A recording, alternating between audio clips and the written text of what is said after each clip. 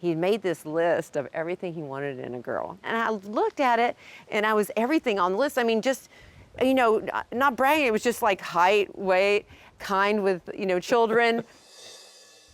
So I want to take you back to when you and JP met in the first place. What do you recall? Great. It was a girl that got us together. She met me once and met John Paul, I think, twice. And she said, I hope you don't mind. I gave your telephone number to a guy named John Paul DeJoria. I think you're perfect for each other. You're going to fall in love and get married. That's what she left on my And what was your my reaction recording. when you heard it? I was like, okay. I mean, you know, it'd been months since I had been dating anybody. He calls. We have this perfect conversation.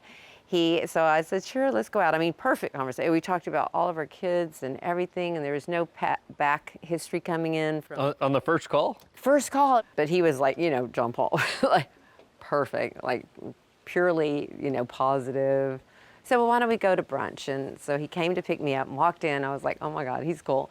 And I said, why don't we go to Ron and Lisa Simler's home? Now, this is somebody that 10 months prior to this one girl getting us together said I should meet this guy, John Paul DeJoria. And I said, why don't we go see Ron and Lisa? Because they actually tried to get me with you 10 months ago. And he canceled the Bel Air, you know, brunch reservations, and which I love that he was so flexible. I was like, God, he's so cool. You know, he's just no issues, you know, kind of fun. And we were driving us, and he pulled out this list that when he was with Alexis and Michaeline in, I think it was Vienna, Austria. He made this list of everything he wanted in a girl. And it was like, I'm not kidding you. Why does he pull that out on He the pulls it first out, date? he unzips his little phone book, and he pulls this thing out. You can tell it's been opened and closed about 1,000,000 times. And you know, normally if anybody else on the planet Earth would have given me a list, I would go, okay, you're the weirdest dude on the planet Earth. But he gave it to me, but he was so positive and good, and I looked at it, and I was everything on the list. I mean, just, you know, not bragging, it was just like height, weight, kind with, you know, children, taking care of a house. I mean, that's what I did. I was a housewife. So I didn't say anything. I gave it back to him. 3 months later, we were laying on his floor in his Beverly Hills house, and he took out his list. He goes, well, and he rips it, you know. And so, and Didn't it say 5'7" and blondes on there too? Yeah, I'm 5'8", but 5'7" and a half, 5'8". Long blonde, I mean, it was everything. My gift to him on my wedding day was a book.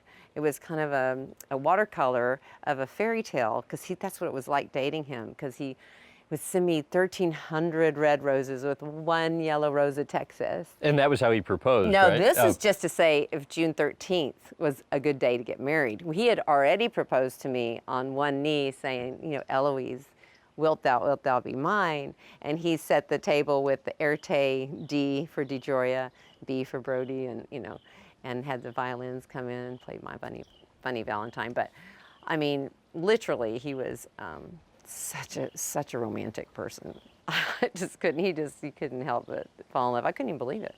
Because I'm a single mom, you know, with 2 children and struggling. But he just swept me up, and the rest is history. How did he propose? He actually asked me the day before Valentine's Day.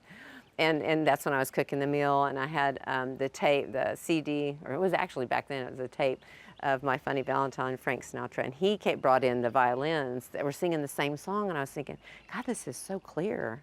You know, this is so clear. And then he came in, and that's when he said, you know, Eloise, wilt thou be mine? What do you think's made John Paul such a success? He's just enthusiastic, positive, and I don't know, it's like kind of a magic. Good things can't help but happen for him because he's always doing good things. Do you know what I mean? It's like things fall to him because he's always, you know, creating something good, always giving, doesn't care if people are negative or not, he's always giving back, always. So I think the angels bless him on the way because he gives them so much opportunity to, because that's all he does is, you know, his energy is unusual, I would say. What's the philanthropic endeavor that you guys are involved in that you've enjoyed the most? John Paul named this one house here called Eloise House, and it helps the abused women and children. You know, they can go to a private place. They don't have to go to a public hospital. And then they get all the information to nail the people that actually abuse them. So we get all that. And we actually have a home there for them too. So it's kind of all inclusive.